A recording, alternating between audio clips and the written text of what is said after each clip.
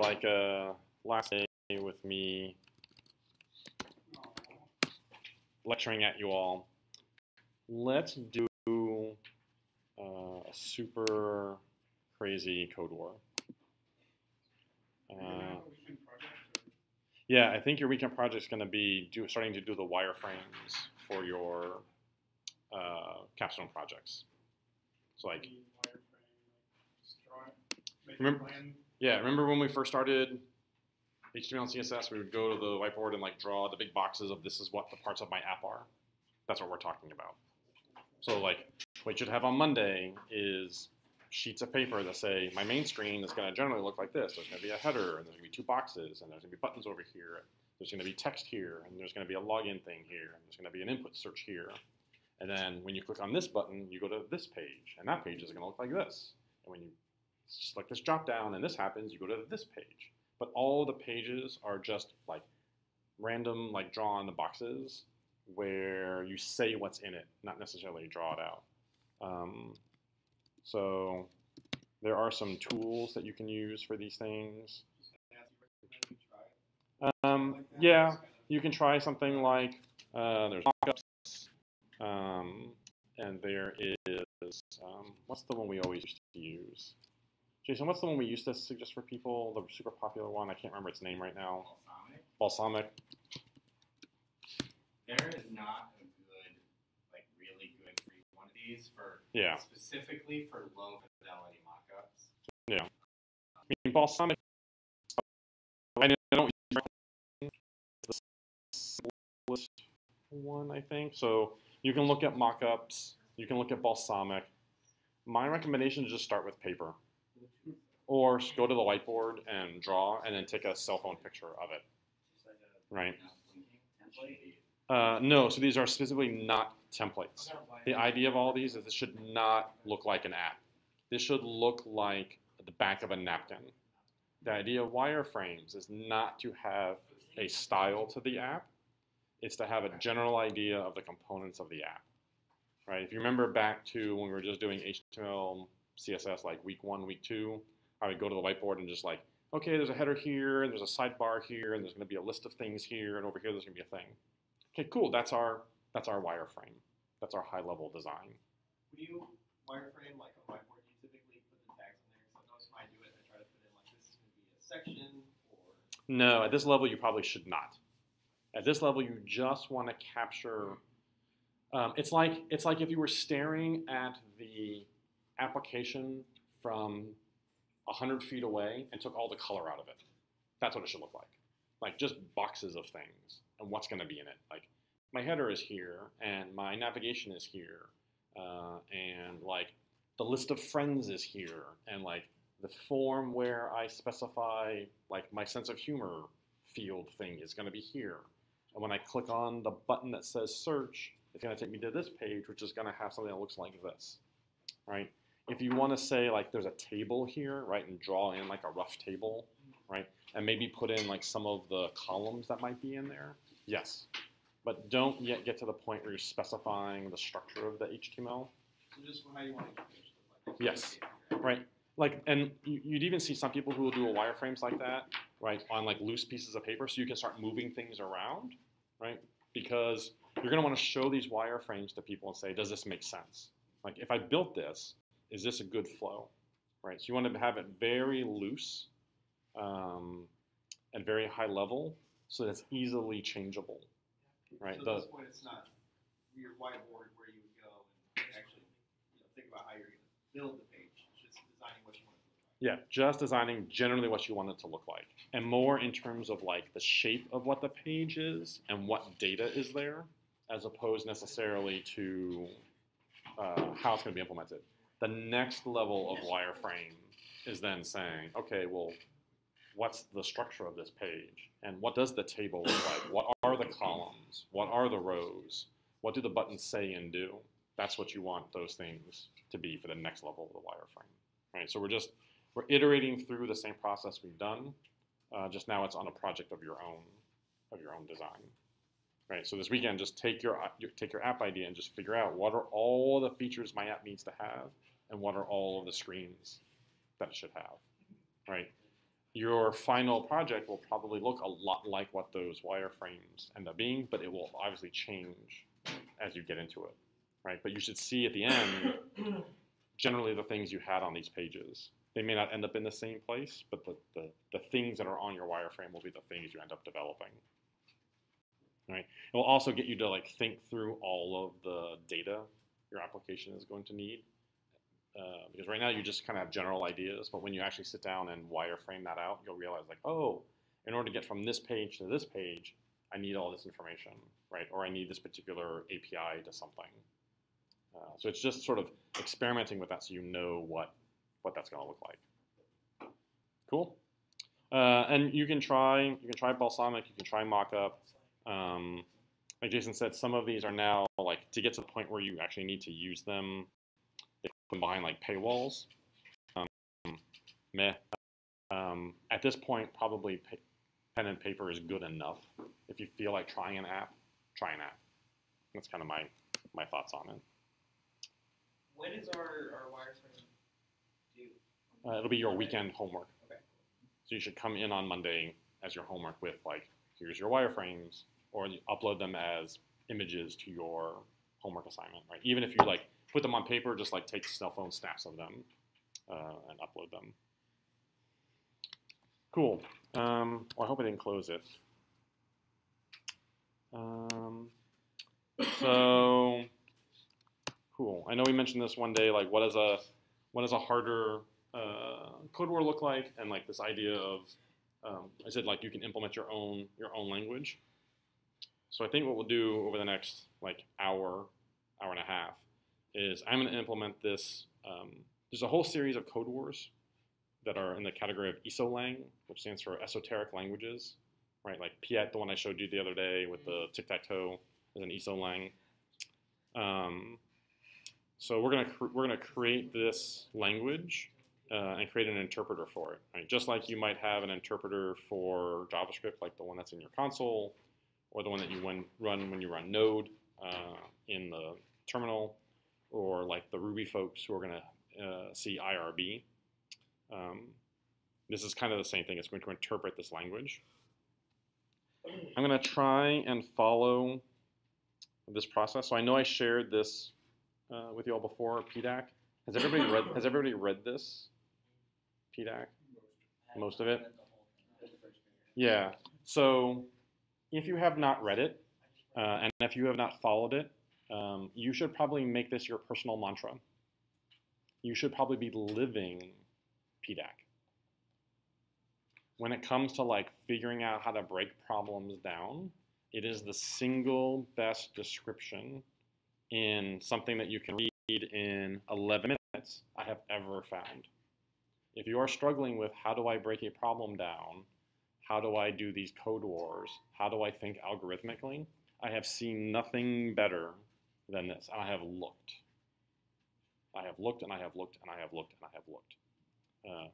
This is from launch school, and it's probably the best thing I've seen. I will probably take this process and change it some. Like there's some things in here that I think could be improved upon, but it's the closest thing I've seen because it kind of resonates with the process that goes on in my head while I'm working on problems. The challenge is I do this process now as a second nature. Right, so I can't explain to you what I'm doing when I do it, right? Like Alan, you said, like, oh, you go so fast, right? It's like trying to ask a professional baseball player, like, please write me down exactly the steps you do to hit a fastball. They cannot do it. I don't think anybody could ever do that, right? So it's the same kind of challenge with breaking problems down, but this is the closest I've ever seen. So I'm going to try and go through PEDAC, and then as I go through trying to implement this ESOLang, try and apply these principles so you can see them flow. I'm going to do this in Ruby because that's the language that I think most natively in. So it'll be less futzing from me. Because like I want to program in the language that my brain is most geared towards. Right? So PEDAC stands for understanding the problem, examples, data, algorithm, and code, right? And almost kind of in that flow, right? Try and understand the problem, come up with some examples, look at the structure of the data, think about the algorithm, implement that in code. So what does that mean, right? So if we try to understand the problem, we have to look at a couple of things, right? We have to look at the expected input and output, right? When we break down computer programs, they're basically tools that turn some input into some output. Almost every one of these code word problems you look at says you're going to take in an array and you're going to output a string. You're going to take in an array and output an array. You're going to take in this case, a program and output what the output of the program is. Even your final projects are inputs and outputs, right? Matt, your program is a finance tracker. The inputs are all of the transactions you have and your loans, and the output is your current balance and your like spending trend, right? Yours is a cryptocurrency bot. The inputs are the current trading values of cryptocurrencies. The output is whether you should buy or sell, right? Gabe's, yours is a calendar for motorsports, right? The input is when are all of the events. The output is a calendar. Right? Almost every program you can think of can be broken down into some expected inputs and some outputs. We need to look at that and try and understand it, what they are. Right? Try and make the requirements explicit. You've noticed before that in Code Wars, sometimes the requirements, the statements that they make are confusing, right? Or an SDG homework is like, well, what do you mean by this particular step? Or what does it mean by doing this? Requirements are often going to be vague, right? We're human beings. We're not robots, at least most of us. And like when we write down requirements, they're not always as specific as they need to be, right? So your job is to look at those requirements and figure out where you think they are vague, and either go back and get better requirements if you possibly can, or try and figure out how to make them more explicit, right? And then start identifying some rules via making this mental model of the problem, right? Like when you look at the input and you look at the output, there are going to be some rules to process it, right? Start identifying those kinds of things. This is like the nouns and the verbs things that we talked about, right? If you're lucky, like you might with a code war, maybe you get some examples, right? Looking at those examples, either in the description or in the test cases, help you understand the problem and check to see if your understanding the problem is correct. So often you'll work these through by hand, right? Okay, so if I take this array of numbers and I compute the average, okay, I can add up a list of numbers and divide by how many numbers there were. And do I get the answer they got? I sure do. Therefore, my understanding is correct. If I go through the inputs and by hand figure out what the example is, I get a different answer, then either my understanding is not correct or their examples are wrong. Let me turn off notifications. Right? Often, you won't get examples. Right? Like think about your final projects. There are no examples of what you're trying to do. You're doing it for the first time. You have to come up with your own examples, right? When you're creating your cryptocurrency bot, you're going to have to come up with examples of inputs to see if your bot would make the right decision, right? Your finance app, you're going to have to come up with, if I had all of these transactions, spends and earns, is the balance correct, right? Then if we look at the data structure, we have to look at, well, what kind of data structure applies to the thing that we're doing, right? Maybe it's an array of transactions. Maybe it's an array of objects where it's what category did you spend on and how much money was it, right? Maybe for the cryptocurrency bot, it's an array of objects that is, which currency was it, how much was transacted, at what price was it transacted, right? Or maybe it's just a list of the transaction amounts, right? So understanding the data, and what I say here is the shape of the data, right? When you think about what information is needed, like, is it a list of things? Is it a list of a single thing? Is it objects that have inside of them lists of things, understanding how that information is organized helps. This is why like writing down examples either in your text editor or on paper helps a lot. And the part that we all struggle with is finally like figuring out that algorithm. Like, how do I actually process the thing, the input that I'm getting into the output that they expect, right? If anything is the crux, it always ends up being this one, right? All the other things that come before it are supporting your brain's ability to work on this, on the algorithm part. All of these things before understanding the problem, looking at the input and the output, making test cases, making examples, working through them on paper is all for getting you ready for this part, right? If you think about the day that we did the cup stacking, you all probably like played around with the cups for a while until you kind of figured out what your instructions were going to be. All of that messing around with the cups was all of this. Was all of this part, right? Writing down the steps was this part, right? So they go through an example problem. I'm not going to take time to do that, but I think if there's one recommendation for y'all, like as you continue to dig in, like dig more into this, right? The more you dig into this, the better you will be at breaking problems down and working through them. And that is the core skill set you need in order to gain the skills of everything else, right? Like, hey, I don't need to understand React. Well, React is just breaking problems down using a particular library, right? I want to get good at databases. Well, databases are just breaking problems down and spending a lot of time in this part of the world, right? The data structure. All a database is a big data store for data, right? So if you want to be good at backends and databases, right, you really got to focus on this phase. Cool. So I'm going to try and apply this, understand the problem, examples, test cases, data structures, algorithm, and code to this 5Q code war. And I'll put this here in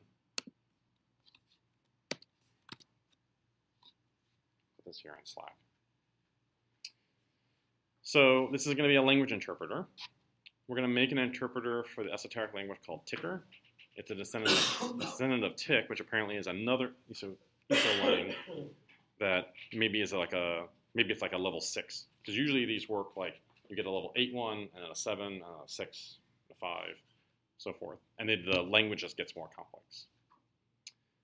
Your language has the following commands. So our language is going to be a language made up of symbols, it looks like. Greater than, less than, star, plus, minus, slash, and exclamation mark. So if I'm looking at PEDAC, right, I'm already looking at my expected inputs. Here are my expected inputs. It's going to be a series of commands. You start with a selector at 0 and a cell with a value 0. So it's already talking about things like selectors and cells. So I'm going to start making some notes. What's this one called? Ticker. So there are selectors and cells. I'm not sure what those are yet, but we'll figure them out. If a selector goes out of bound, assume 0 for that cell, but do not add it to the memory. If a plus or minus is being made, do not change the value of the assumed cell. And then just make examples. So it says we get this program, pluses, stars, and slashes. It will output hello world. So it looks like, to me, some of these requirements, the rules, probably hidden in this tick. So maybe we have to go look at ticker being a descendant of tick and look to see if some of the rules are hidden in there. So I don't see anything in here about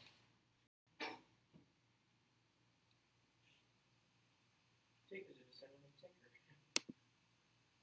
Wait, how can they be descendants of each other? Ticker is a descendant of tick, and tick is a descendant of ticker.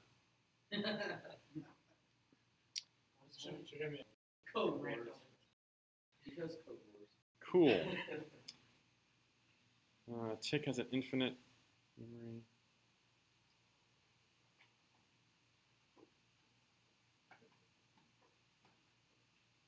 Oh, and then finally they give a link to the Iso-Lang's tick. So, and that doesn't give us a whole lot. Okay, so we're missing some stuff. Cool, this is good. I like stuff that's missing. So, here's an example where we're definitely missing some requirements. Now, it just so happens that I know, having done these esoteric languages before, they often work with a grid or an array of cells where values are stored. Right? When they talk about, you start with a selector at 0 and one cell with a value of 0. So what they're talking about is essentially, and probably what we're going to end up with is an infinitely long array of possible values that this program is using as its memory, right? Like my computer has 8 gigs of memory, right? That means there's 8 billion cell values that can store a number in them. That's what I think this is implying. The selector is where is the processor, my interpreter processor, pointing at? Which cell am I currently working on? So I just happen to know that these work this way. If I didn't know that, I'd have to go like start Google searching, like what does this mean for a selector and a cell for these languages? I wonder if this mini bit flip one would explain that to us. So I know that I'm going to have a selector, which is a pointer to the current cell in our memory, what our memory is. And cells are going to be a list of values.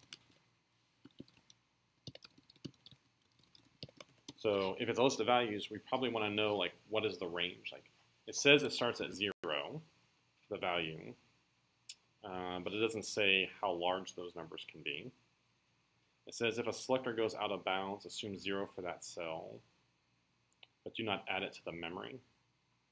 If a plus or minus is being made, do not change the value, always stay 0. So it looks like selectors are greater than or equal to 0. And if it's less than 0, we don't add it to memory of the computer. So there are some rules. Let's take a look at these rules. So if the language command is a greater than, we increment the selector by 1. So that's essentially moving the CPU pointer through the memory to the next instruction. If it's a less than, we decrement the selector by 1, right? So moving to the left. If we see a star, we add the ASCII value of the selected cell to the output tape. Aha, so there's something called an output tape.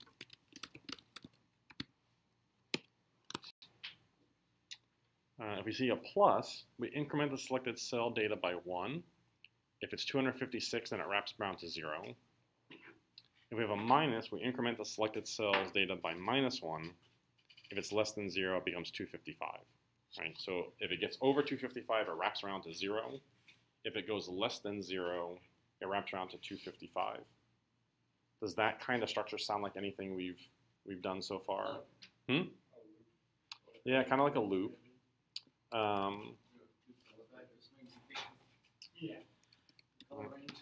Yeah, so kind of like the color range, but also trying to remember when we did this.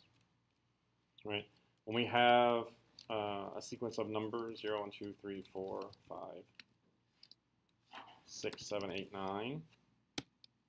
Let's think about these numbers for a second. Right. We work with these numbers a lot, right? If we were humans, right? These numbers would be familiar to us, right? It's how many fingers we've got, right? Which is why our number system works tens place, hundreds place, right? Because, right, 10, right? If we were two-fingered people, we'd probably think in binary, right? But these numbers are also the remainders if we take any number divided by 10, right? That's kind of the idea of the ones place. The ones place of a number is that first digit of the number. That's the same thing as if we took any number and divided it by 10, and you took the remainder, we'd get the ones place, right? So if we take 42 and we divide it by 10, right, we get a 4 and a 2 remainder, 42. If we take 56, right, we get a 5 and a 6. So if this is the remainder when divided by 10, right, any particular number, right, remainder by 10, modulo 10, we get a 2, right? So the same thing is true with our computer numbers all the way up to 255, right? If our numbers get to 255, right, if it gets to 256, we go back to 0, right? That's the same thing now as 256 mod 256, right? 250, 251, 252, 253, 4, 5, 256, we get 0, right? So when you see something that's a sequence, right, that loops, right, you can think of that as the remainder when divided by whatever that frequency is, right? So if it's like 0 through 13 and then back to 0, all right, that's mod 14.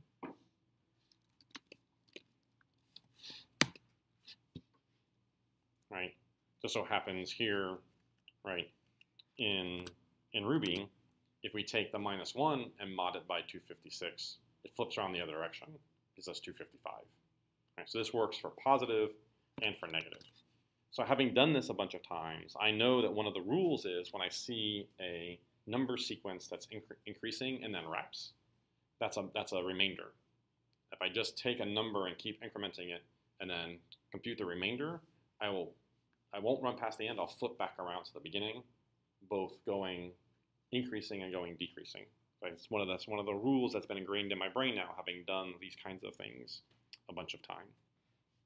So when I see these kinds of things, if it goes to 256 and it's 0, and if it's less than 0, it goes to 255. Right? We can do these with if-then statements, but I know one of the patterns, one of the rules is, oh, that's just a modulus. By the way, there's a whole world of math based on this thing. Group theory is based on this, right? Because you can also do these groups just not based on linear numbers. Yay! College comes back and works for me for one thing. We've got a command / set the selected data to 0, and an exclamation mark adds new data cell to the end of the array. Aha! Okay, cool. So this gives me a hint here that maybe one of the data structures that I need for my data cell is an array, right? Adds a new data cell to the end of the array. Okay, cool. So let's see if any of these examples that they give us, right, are worth going through, right? So the next thing is, maybe we understand this. The mental model, if I was thinking through a mental model of this, I kind of picture a whole bunch of cells, like almost like jail cells, right? I'm picturing a whole bunch of like squares on a piece of paper. If I had a whiteboard, I would draw, right, little squares and a sequence of them with numbers sitting in them. That's my computer's memory, right? And the output tape, I literally picture like a long strip of paper where I'm putting a output and then moving the paper over and writing another output and then moving the paper over and writing another output, right? Adds the ASCII value to the cell to the output tape, right? So we're drawing on some tape and then shifting and then drawing on the tape and then shifting. That's how we kind of think of this, right? We think of this here as I drew the H and then the E, then the L, then the L, then the O, right? Imagine if we just had an infinitely long piece of butcher paper, right? I put an H on it and then slid the butcher paper over to the left. I put an E and slid the butcher paper over and put an L, slid the butcher paper over and put another L, right? That would generate eventually hello world. This here, right? I just picture the same kind of thing, a long strip of paper that is my program. And I start at the very first character of the program, right? And I'm looking at what's there. Oh, it's a plus. I interpret that, and I slide the piece of paper over, and I look at the next instruction. I do what that says, and I slide that piece of paper over, and I look at that next instruction. That's kind of the mental model picture I have if I was trying to like relate it to the physical world. What does each plus do? Each plus is doing this. Right? Each of one of these characters is a statement in our program. So there's no like if, let, var, for each map in this language. This language only has 1, 2, 3, 4, 5, 6, 7 instructions. Right, that's the entire world of this language, is just those 7 things. Every character in a program you type in this is what you get. That's the only, would it be appropriate to say that's the only syntax? That is exactly the syntax of this language. So let's work out an example. Let's grab this. Here's our first program. Let's see if we can work out the rules. And let's see if we can walk through one of these programs. So let's put the rules in here.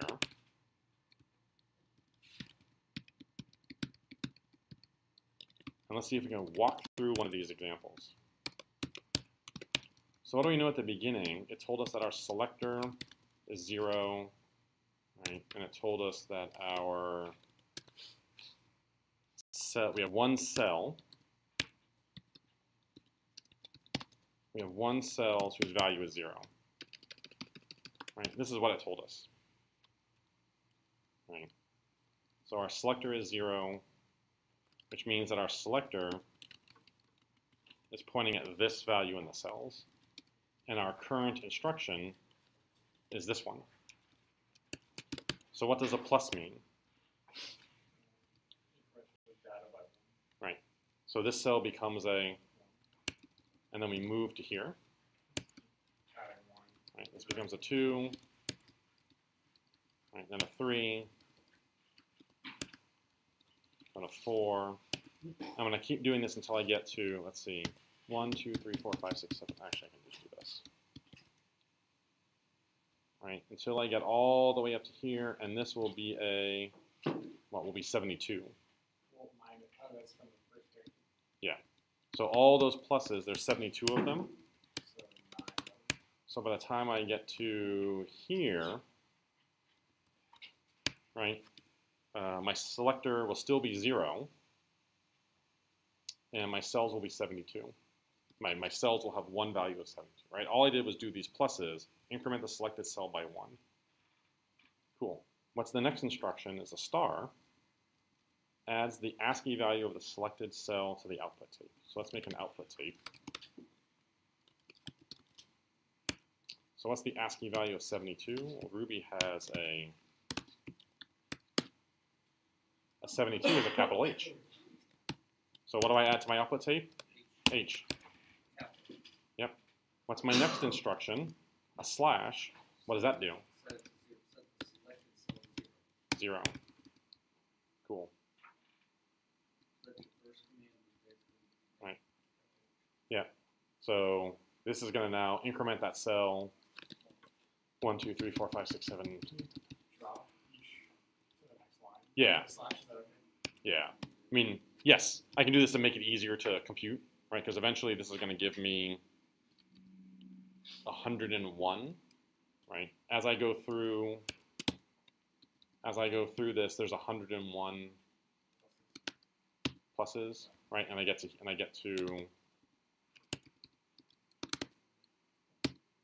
here, right? This is where my instruction pointer is, right? So eventually now the cell's going to have 101 in it.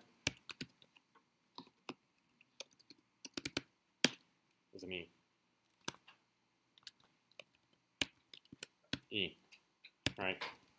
And then I'm betting if we look at the rest of this program, it's just E adding L adding, right? O adding, right? It's just pluses and stars.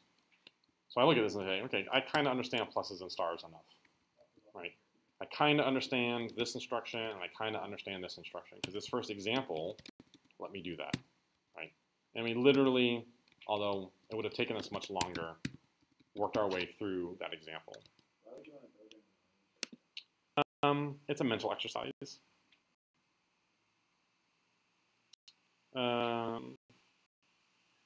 Let's take a look at this one. The reason why is I'm gonna get all computer sciencey on you for a minute. You all program in. You're all now. What is going on? Stop. Paste. You're all JavaScript programmers, right? Yep. You're all JavaScript programmers. Said it that way, but yeah. Yeah, you're all JavaScript programmers, right?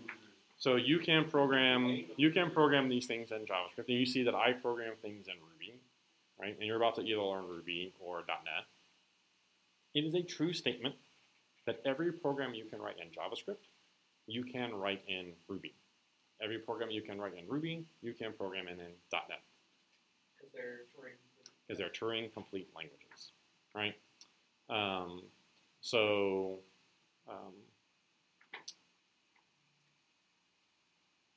Ticker is likely to be Turing-complete.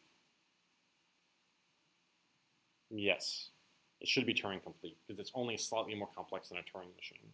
This that you're implementing? Yes, this is basically a Turing machine. This is Turing-complete with just those, what, 7 inputs? That's crazy. Yeah, this should be Turing-complete. Because a Turing machine is just an infinitely long piece of tape or butcher paper where you can output something, and a program that has a state machine that tells it what to do, increment and decrement things. So it's also true that pretty much every program we can write in JavaScript, we can also write in Ticker. Like eventually we could implement React in Ticker. The program would be quadrillions of characters long, but we could program an entire JavaScript interpreter in this, likely, right? We may need one more thing. We may need a comparator because we don't have a comparator. We may need a comparator to be Turing complete. This may not be Turing complete. Let's assume that it is. If it was Turing complete, then if I really wanted to and had an ungodly amount of time, I could use this as the back end for my app. Yes. You could implement JavaScript on top of this, right, and have a JavaScript interpreter written in this interpreter, right? Just like JavaScript written in C, right? You could take my interpreter for this and write enough pluses and exclamation marks and left shifts and right shifts in that and have JavaScript, right? Or have React or have whatever you want, right? So why do we play with these small languages, right? Because this is the fundamental lowest level that your computer is actually doing, like at the processor level, right? It's almost at this level of detail. So we play with these things because it makes us think kind of like a computer thinks. Let's go through this one. How many pluses do we have? I'm betting we have 72 pluses. Yep. So we have 72 pluses. So the cell eventually ends up being 72. But then we have a star. So we output an H. But the next command is an exclamation mark, right? And that adds a new cell to the output, right? So now there's a blank cell here, right, with a 0 in it. And the next command is a right arrow, and that increments the selector by 1. So now the selector is 1, and now we're pointing at this cell. Right? A selector is the index into our memory. Where in our memory are we, right? And this is going to be what we said, 101, right? So now this makes this cell 101, right? Right, and then it says to put the E, output the E. Right, and then add a new entry and move our selector over, right? And then this eventually is going to be whatever L is. Okay, cool. So I think I understand how this one works, and I think I understand how this one works. So I probably understand how this one works. All right. We kind of understand this one. We haven't dealt with the overflow, but we know there's a tool to do that. We're not sure about this one yet. Probably works the same way as the plus, and we've already seen the slash. So I kind of feel like we have experimented examples with many of these instructions. We kind of played around with them, and I have not gone through an entire program because I don't have time to go through 1,121 instructions by hand. But I went through enough to validate, like, oh, if I look at all these pluses, I get an H. Oh, and an E. I'm cool, right? Maybe if it was a more complicated thing and there wasn't as much data, I would go through the whole thing. But we'll see if that ends up like surprising me at some point. And I would make sure that we've seen at least one of each of these categories of commands in the example data and worked through it by hand. So I think we have. We've done a right. We've done a greater than. We haven't done the less than, but it's the same. We've done the star. We've done a plus. We haven't done a minus, but it's probably the same as the plus. We've done the slash, and we've done the exclamation mark. So we've seen every class of instruction. Right? So data structure. We kind of have a data structure. We think our selector is going to be a number. We think our cells is going to be an array. We think output tape is going to be a, kind of seems like it's a string, right? So as I worked through these examples, right, it kind of revealed to me what the data structure I should use for the various parts of the app. So I imagine I'm going to have a variable called selector, probably going to have a variable called cells, and probably going to have a variable called output tape. I even started writing them like I would write variables in a program. You'll notice in PEDAC, as I go through it, they just make, she have a picture of it? I think she puts a picture of it in here. Right? Like, in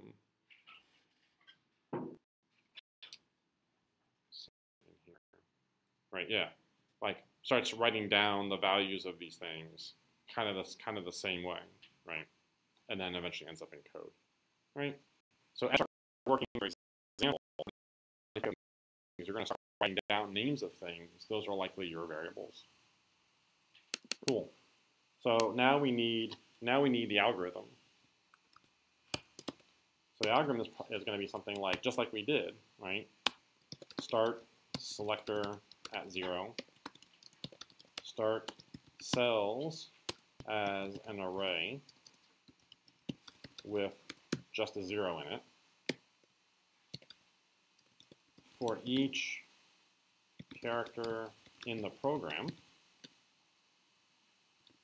do what the character means according to the language.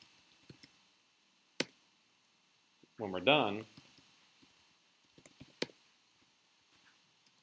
return what is in output tape. Right? That feels like the general algorithm, right? But we need to like break these down, right? Because like do what the character means is not enough.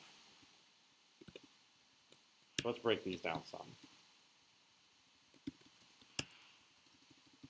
So how would this work? This is increment the selector by 1. This would be selector plus equals 1. This would be selector minus equals 1. This would be look at cells of selector, turn that into ASCII, append to the string output tape. Right, that's kind of what we did. Right, we took our index, we went into cells, we found that number, we looked up what that is in an ASCII character and output it. This is cells of selector. plus equals 1. Right? Then modulus by 256. This is cells selector minus equals 1, then modulo by 256. That handles the wraparound. This is cells selector 0. This is cells push 0. Modulus, M-O-D-U-L, modulus. Or like this. Yeah, modulus. Or just modulus. Cool. I don't know. That kind of seems like the algorithm we did by hand. Maybe. Let's see what happens if we try and implement that in code. Right? Modulus is the remainder. Is the remainder. Absolute value is absolute value. So that's right. The absolute value. Like if we take 42 and we ask for the absolute value of it, we get 42. But the absolute value of minus 42 is just 42. Right? It's the positive. It's the take out the negative part. Right? So if it's less than 0, you take the same number as if it was more than 0. Mm-hmm. Yes. Where modulus is, if you took that number and you divided it by that number, you'd get the remainder if you were doing integer math. Cool. Let's see if we can implement this. So here's our algorithm. Start selector at 0. The cell starts out as an array of 0 things. For each character in the program, well, in Ruby, so our program is in tape. So in Ruby, if tape is a string that has plus, we can say, we can ask the tape for its characters. Right, so this is like split with a nifty thing in JavaScript, except Ruby just says, hey, if you have a string, I'll just give you the characters. Cool. And in Ruby, we have an each instead of for each, and a do. And I can put the instruction.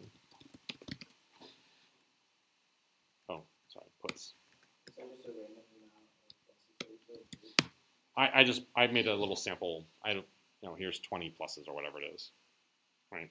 I just want to kind of work through, if tape is going to be a string, how would I go through all of them?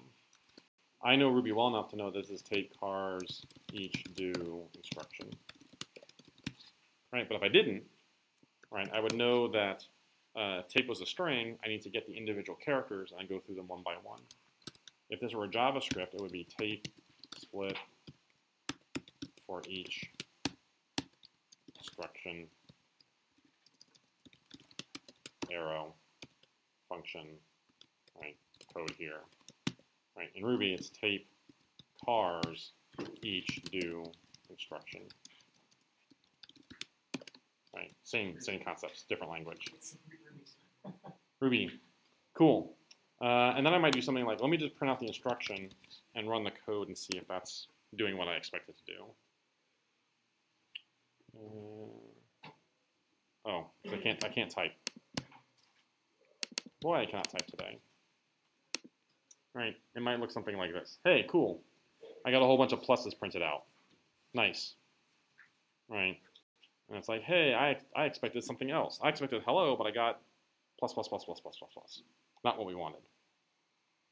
Okay, except what we said here to do is do what the character means according to the language.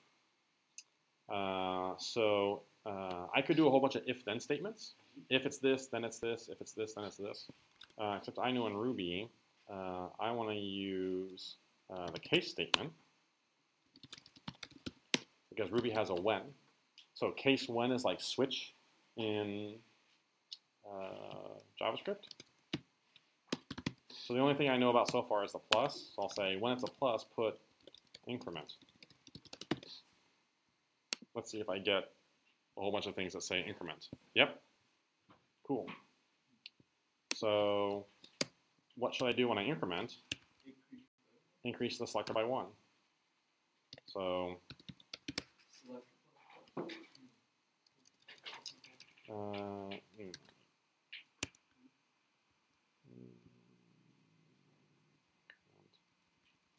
increment the selected cell data by 1. Greater than moves the selector by 1, plus increments the selected cell by 1. So I want this. That's what I said my algorithm does. It does this. Right? But I also need to do the modulus 256. So I will change this to say +1, and then we will modulus that by 256. So the cell selector is the cell selector +1, modulo 256.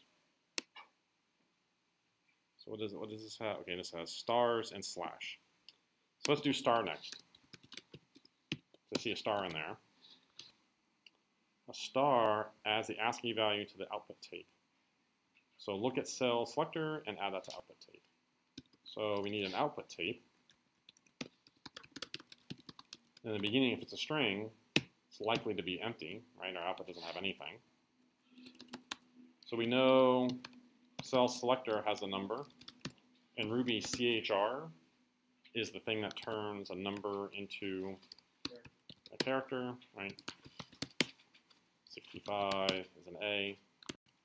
So that gives me the character, and I can just say output tape. I'm just going to append that to the end of the output tape. That's what the shovel operator does, appends. Cool. What's the next character I have in my little program here is a slash. Let's go implement that one. What did we say the slash does? Sets the selected cell to 0. Do we have anything else in here besides pluses and slashes and stars? I don't think so. I think this is the hello world example. Yep, it should equal hello world. Looks like a lot less syntax. Ruby does tend to be less syntax. So let's just return the output tape, right? That's the last thing we said we would do when we're done.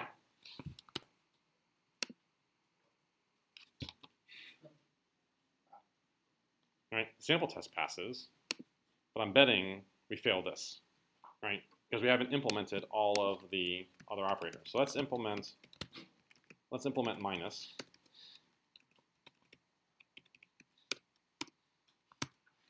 What else do we have? We have the bang. When it's a bang, what did we say we do? We add a new, so we say cells push 0. What else did we have? Less than and greater than. We have those two.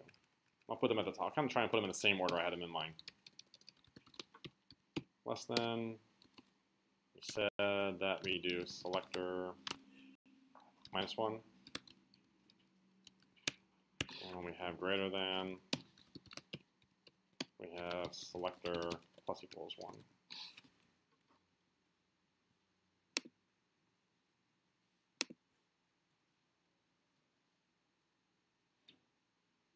Aha. So we got a CHR for nil. So at some point, this ended up being nil. So why would this be nil? So if this is erroring here, right? Maybe I'll add a debug and say what is cells at this point and what is selector.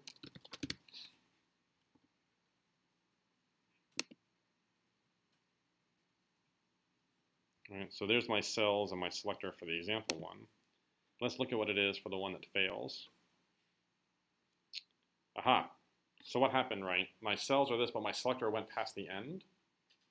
What were the rules for the selector? Right. But do not, well, it says, if a selector goes out of bound, assume 0 for that cell, but do not add it to the memory, right? If a plus or minus is being made, do not change the value of the assumed cell. It will always stay 0. So we have a condition here that we didn't really take care of in our algorithm, right? It's this part here. If the selector goes out of bounds, assume 0 for that cell, but do not add it to the memory. If you call plus or minus is being made, do not change. So, right, we only want to do this if the selector is greater than 0, and the selector is less than the cell's length. Right? Only if the selector is in the bounds do we want to add. And only do we want to minus if that's true. And then it says assume a 0 for that cell, but do not add it to the memory. So if the selector is less than 0, or the selector is more than or equal to the cell's length, right,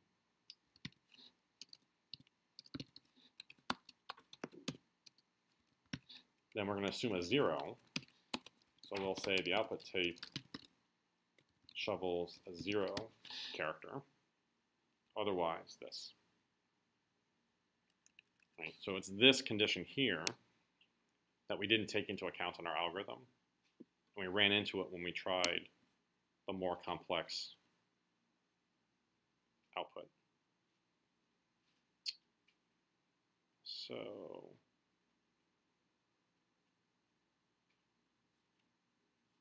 let's see, we have an error here. So it's like a hello world where we got a whole bunch of zeros. What do you mean by out of bounds? So if the selector goes off the end of memory or goes under the memory. So remember we had our memory here. No, so remember we had the 72 and the 100, and we're saying our selector was pointing here. What would happen if we pushed the selector here? Right? Or what would happen if we pulled the selector back here? Right? It would be out of the bounds of our memory. So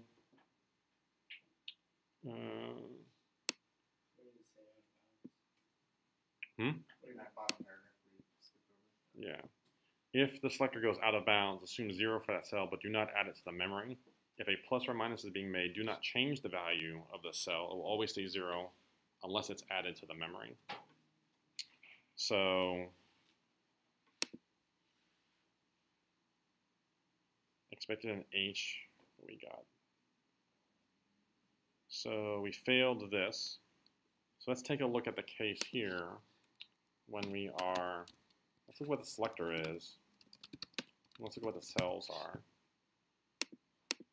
for this one that failed.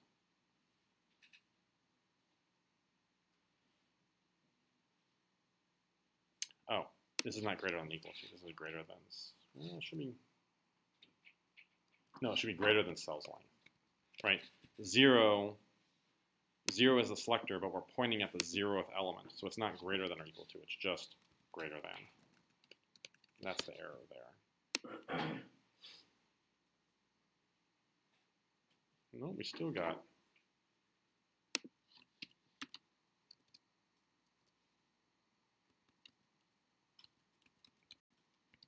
Print the selector. Let's print this. Let's print the selector is selector, and the cells are cells.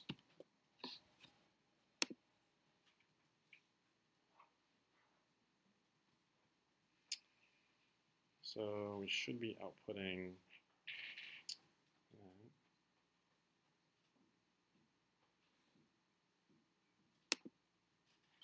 if the selector is more than 0, oh, off by 1 here as well, right? Because the selector can be 0. Hey, all the tests are passing. See, off by 1 errors. Cool. That is a working tick language implementation, right? And it's pretty close to what we came up with back here. Yeah, except we missed the part about the selector going past the end of our memory range. Yeah, it often is. It often is. Like if you're really going through and being detailed, the description for your code can be longer than the code itself. Cool. Let's Ruby-ize this a little bit. So I'll show you a couple other cool Ruby things, as long as we're doing this. So you know how I have if let's assume our selector is 42, right? So it's greater than or equal to 0, and let's say the array is 100 long, right? We can do this.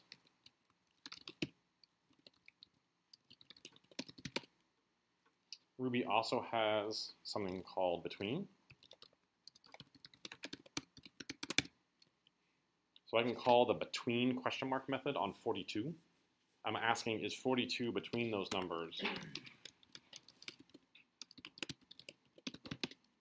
And it'll say, yes, it is. What's the nil? Nil is like undefined in JavaScript. And nil comes out because the output of puts is nil. So the puts method will print hello and return a nil, just like 42 just returns a 42.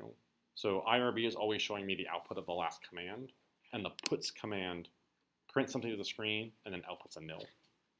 That's why we're getting a nil there.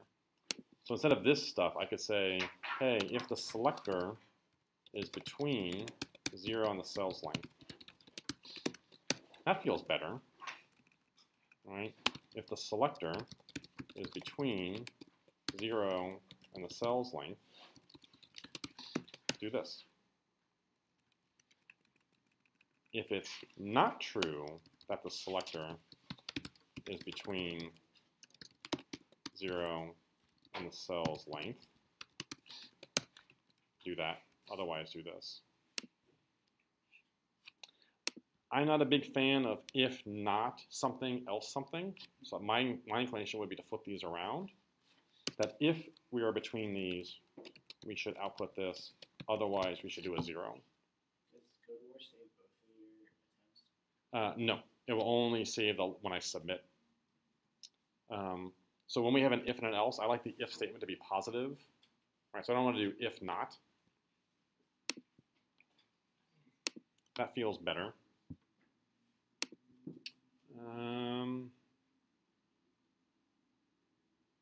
Yeah, that might be about as much as I do on this. We could maybe refactor this into a function, right?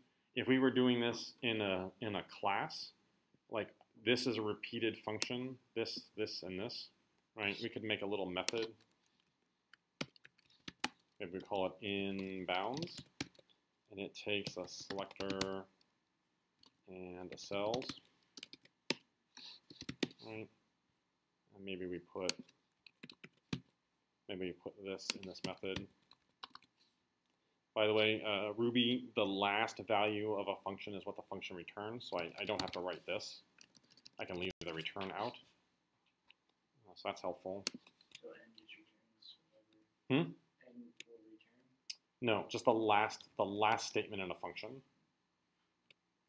The last statement a function interprets is the value of that function.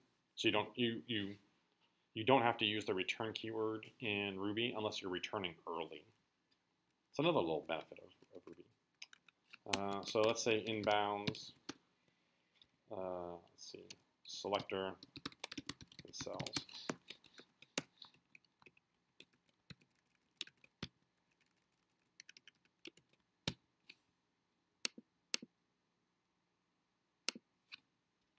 That's a little cleaner.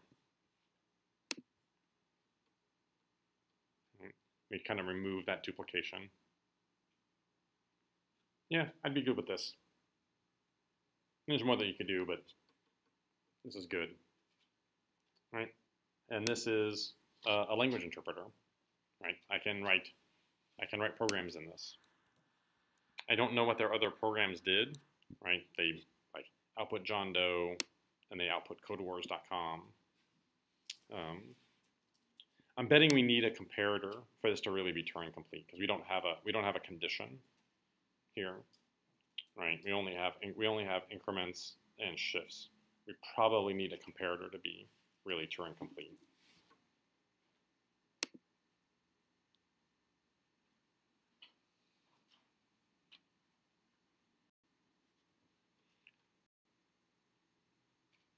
Cool. This is a neat one. Mm-hmm. It's a little bit longer. What this person did was they made a function lookup table. So theirs is like ours, except they made a data structure, which is a dictionary or an object, where the left-hand side, the key, is the instruction, and the right-hand side is the function to call for that. Then their tape says, this is basically what we wrote, right? Look at what we wrote in our instructions. It says, do what the character means according to the language. Well, they wrapped up this concept rather than a case statement. They wrapped it up in a little function lookup table, right? So function C call says take the current instruction, look it up in this object, and whatever value you find, call that function. So if there's a greater than, we say selector +1. If it's a less than, we say selector -1, right? So this is kind of all of the same things that we had, except, right, in a little function lookup. Yep. And then they use some other tricks to deal with entries that are nil. So they got rid of some of the conditions that we have for the checking bounds. It's true in Ruby. If we have an array, scores, right, we say scores of 0, right, we get 1. But if we say scores of 999, we get nil, right? So in Ruby, the only things that are false in Ruby are nil and false. So scores of 999 is the same thing as nil, but nil and 0 is going to be nil, right? Nil or 0 will be 0, but 42 or 0 will just be 42. So this statement says if you look up the index selector in memory and you get back a nil, it must have been out of bounds. Therefore, you get a 0. This here says if you have a memory selector and it's in range, then this and equals, it says only assign this if this is not nil. So this concept here and this concept here is using the fact that if you look up an index in an array and you get nil, right, deal with it in a specific way. This is like super short-handy stuff. If I were trying to get to a one-liner, these are the kinds of tricks I would start to pull. This person just made functions for every one of the statements, right? So instead of just having the code in line, they just made function calls for each of those that do a thing. Hey, here's mine. This person just did it on one lines on the when statements rather than break them out. This person made a class for the memory, right? They abstracted the idea of a memory to just not be an array, but they made a class for it so they can refer to their memory. This helps them deal with the idea of the bounds, right? So they like return 0 unless that index is inside of this range, right? So their main code doesn't have to deal with that. It's all encapsulated in the memory class. That's cool. So I like looking through these just to kind of see what other people do. This one didn't even get formatted because, and this breaks my fundamental like variable name rules, but I think they were probably going for code golf. I'm assuming it works. If it's submitted and it's here, it passed. This one kind of looks like ours that we did, right?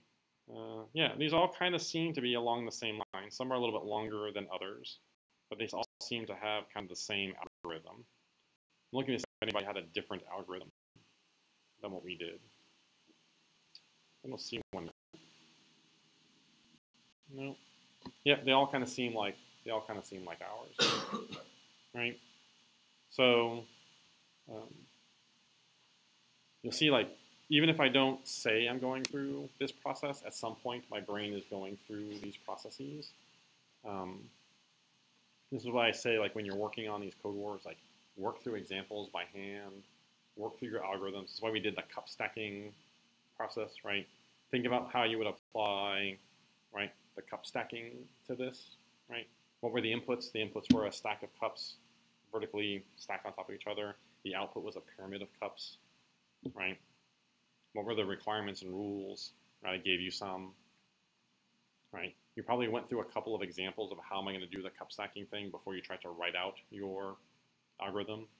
You probably didn't have a data structure, but some of your tasks did, right? You numbered things, you talked about things to the left and the right of things. That's kind of the same as data structures. But this process is essentially the same thing we do as programmers all day. Oh look, missed requirements and unforeseen edge cases. Like, we even had the requirement, but we forgot about it. The one where the memory goes, our little pointer goes off the edges of the memory, right? So, cool. And the other code wars as you get from 5 to 4 to 3 to 2, right? Just the inputs get harder, right? And the steps for the algorithms get harder. That's really the only difference between an 8 and a 2, is how complex is the input and how complex are the steps in the algorithm, right? The process is still the same. Nothing else changes, just how deep and complex that algorithm is just gets more and more and more. Right, let's take a look. Somewhere in here I have a more complex one that I've done.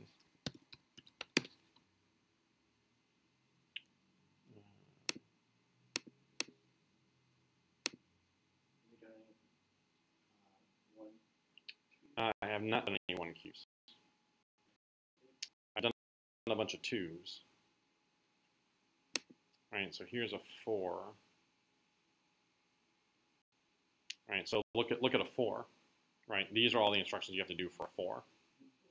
Right, addition, subtraction, multiplication, moving left, moving right, popping values, string mode. Right. I've done this one. Let me see if I have the code for it. Yep. Right. It's about 116 lines of code for this one to work. But you can kind of notice, you see the kind of the same structure here, right? I'm going through, and I just have a bunch of operators, instructions. One that's a plus or a minus or a star or a slash, right? I'm just doing instructions. You can just see that the individual instructions just got more complex, right? And the data structure now is no longer just an array. We also have these objects that track things, right? So the difference between your 8s that you're working on, right, and the 7s and the 6s and the 5s that you're headed towards is just the rules for what you're working on get harder.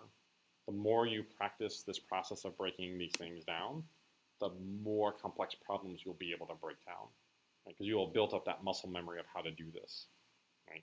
That's why we make you, or ask you, we don't actually make you, we just suggest to you in the mornings that you do these code wars, right? Because the only way to get better at this is doing it, right? It's not just you. You have to like do the reps of these problems these ways, right? And some students are like, oh, they're boring and they're dumb and like I don't finish them all. But like trying them and working on them, and even like staying at 8s and working on 8s for a while until you feel comfortable, and then you try some 7s. What's going to happen is you're going to be working on Code Wars 8s, and you'll feel okay, and you'll go do a couple 7s, and maybe you'll get some of them, and maybe you won't. You'll go back and do more 8s, and then you'll be able to do 7s, and then you'll just work on 7s for a while, right? And then you'll go and try some 6s, and you'll fail. Come back and do more 7s until you feel good, and then like 6s come to you, and then work on 6s for a while until 5s, right? That whole like just practicing, because what will start to happen is you'll start to see different classes of problems, and different types of algorithms, and different types of data structures as you go through these, and the more you practice them, the better you will get at them. Yeah, just keep working on 8s, right? You know, of the ones that we've given you, the ones that you haven't finished, like save them away somewhere and keep working on them, right? Because the more that you do this, even if like you have to like go through this and it feels really slow and it takes you like a day to finish these, but you've gone through this process, right? I say it's like the same thing as like going to the gym, right, and lifting weights, right? You got to lift the low pound weights until you can lift the higher pound weights, right? Because you're building up your muscles. Same thing here. Like if you have to go through this really long process of writing things out and having scratch paper out, and it feels really tedious just to solve an 8 code wars. The more you do it, the better at this you'll get. The easier other programming things will come. Yes, like you can go off and code React things, like you're all making apps and whatnot. Your ability to construct that app in a clean way, your ability to pick up a new framework, your ability to jump to a new language, right? The fundamental part of that is understanding this process. The better you get at this process, the easier these other things will come to you, right? There's not enough time in 12 weeks to like take 6 of them to work on this process and then like accelerate you through 6 weeks of programming. So we're trying to do both at the same time, kind of parallelizing this. But I can't stress this enough. This is like, if there's one thing I say to students after they graduate, which is like, keep building things, keep building apps, but also practice this. And the only way you can practice this is by doing these kinds of code challenges, right? And CodeWar is not the only one. Like, we'll give you others. The .NET folks, Mark really likes HackerRank, so he's probably going to switch you to HackerRank. There are things I like about HackerRank. There are things I don't like about HackerRank. There's Exorcism. There's Project Euler. There's dozens of these kinds of practice things out there. I just like, the more of this you do, the better you will get. And I hate going to the gym and exercising, but I know it's the only way, like, I will build muscle and be healthy, right? I don't do it, by the way, currently. Like, I was doing it for a while. Now I'm not doing it. I need to go back and start doing it. But I know when I go back to do it, it's going to be really painful. It's the same pain y'all are feeling trying to do these now, right? And your trainer is telling you, like, you've got to like work through that. Can you be successful in not doing it? Yeah. Like, could I go out and like run a 5K without like prepping? Probably. Could I go out and run a marathon without prepping? Maybe. I'd be sick at the end, right? Maybe I'd be dead. But I could probably do it, right? Can you get to be a good developer without building this skill? Probably. Are you going to be a better developer if you focus on this and build it? Absolutely. So keep on trying them, right? Like, my ability to go through, this is the other one I was going to do for you, Paint F star. My ability to go through these as easy as I do is because I've done this, they say like 10,000 right, hours. I've done this way more than 10,000 hours, right? So the more of this you do, like me, I can look at a problem and I just see the matrix. I just see the algorithm, right? Because I've seen 40 other examples of things just like this, where I stumble and Jason's like, oh, it'll take you like a full day to implement it, is when I get down to a Q2 or 3, and it's an algorithm or a problem I've never seen before. And what do? I step back to this, right? So if you were watching me work on one of these that I've never done before, or it's like a hard one, like, I get out one of these whiteboard markers and I go to the whiteboard and I do examples, and right, I do examples, as many of them, data structures. I start drawing shapes, right, and flow charts. If I have this and then this happens and this happens, trying to build my mental model of the problem, right, and it might take me a whole day in front of a whiteboard to try and figure out all of this stuff, so that my thinking is clear enough that I can build the algorithm, right? There are still a few Q2s or 3s that I still have not figured out. Like, I know what the algorithm is, but like, part of it is missing, right? Because I can't just get my brain through some of this stuff on it. Right? There's one that I've been working on. I haven't picked it up in a while, but like, I solidly worked on it for weeks, and I haven't gotten it yet. And it's one that Jason's gotten, but I haven't asked him what the trick is yet. Because I want to figure it out myself. I have to go through the pain of figuring it out in order to build that muscle of thinking about that kind of problem. If I ask him for like the answer or the hint of the thing that I'm stuck on, like, cool, I will have gotten past it and I will have learned it, but I want to try and push through it myself because that's the way it's going to click in my brain, the way I'm going to build that muscle. Will I eventually break down and ask? Maybe. I'll ask for a clue, right? But even I have to work on this, right? But I'm just working at it on a more advanced level because I've been doing this longer. So to answer your beginning question, work on this.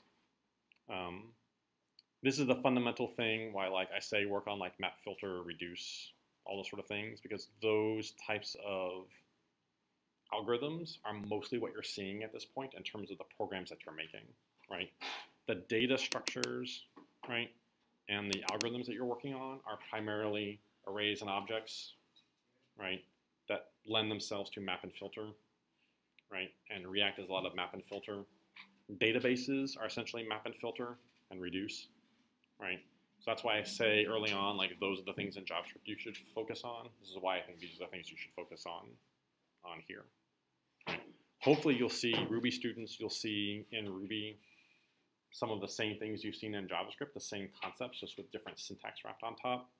Same thing for the .NET students. You're going to see a lot of the same ideas that you had in JavaScript, just in a different structure in .NET. What is the same is this stuff, right?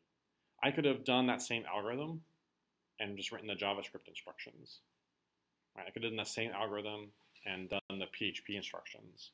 I could have done the same thing and done the C# instructions, right?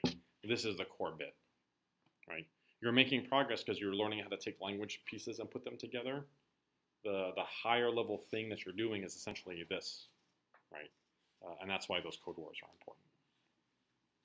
Cool. Any questions on this kind of stuff?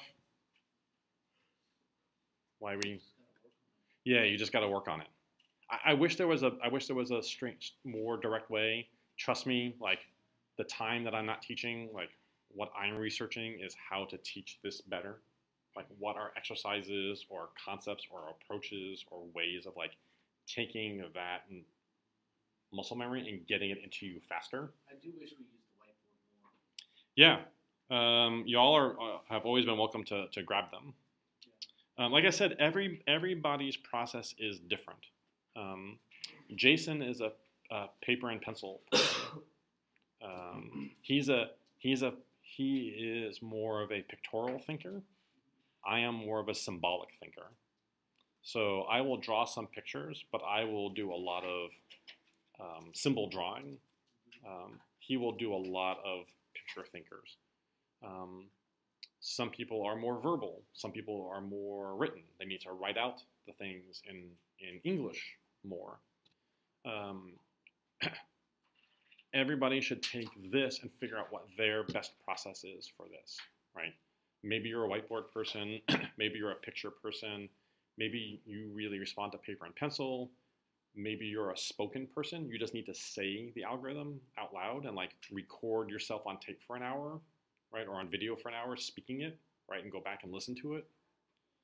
I don't know what each of yours are. I have a sense for people and like what their process is, but you have to discover what it is on your own, right? Because that is what will make you efficient, right? And that will give you your style of problem solving, right? That's what's going to sustain you once you leave here, right? And go work at a company, right? And they just give you an assignment, right? Your own personal approach to that is what's going to make it work for you. Yeah.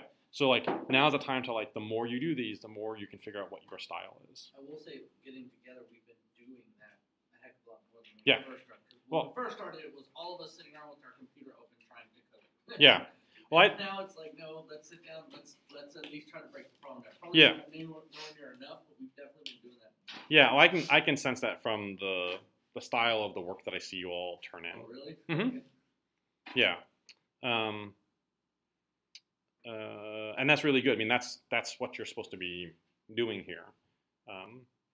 The way to like individually work on improving that is by doing these Code Wars by yourself and trying to follow this. That will build that individual muscle. Do you recommend us downloading Balsamiq or using the cloud? I think the one you download is like a trial that you have to eventually register, and I think the one that's online is free, or vice versa. There's a free version that has less features, and then there's a more full-featured one that's like a time trial.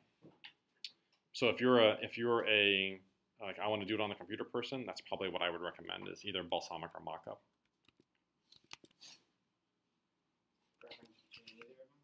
I've never used Mockup. I've only used Balsamiq, so that's the one that I'm familiar with. But I know a number of people have had good success with Mockups.